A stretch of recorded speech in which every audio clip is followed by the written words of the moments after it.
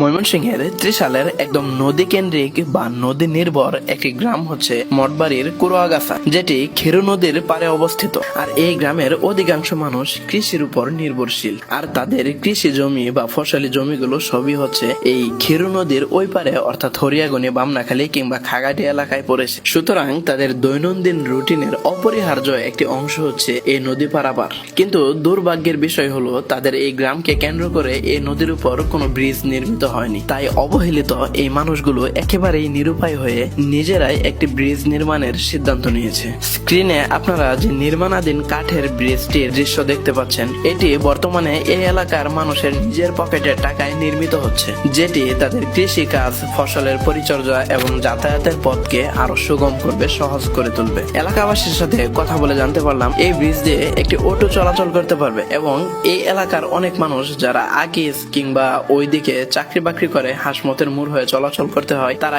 এই ব্রিজটি দিয়ে পার হয়ে এই রাস্তা দিয়ে হাসমতের মোড় পর্যন্ত সহজে চলাচল করতে পারবে। আপনারা যে কেউ চাইলে এই ব্রিজ নির্মাণে আর্থিক সহায়তা করে সদকায়ে জারিয়ার সওয়াব লাভ করতে পারেন। তাছাড়া আপনার একটু সহযোগিতা এই ব্রিজ নির্মাণকে আরো দ্রুত, আরো ত্বরান্বিত করতে পারে।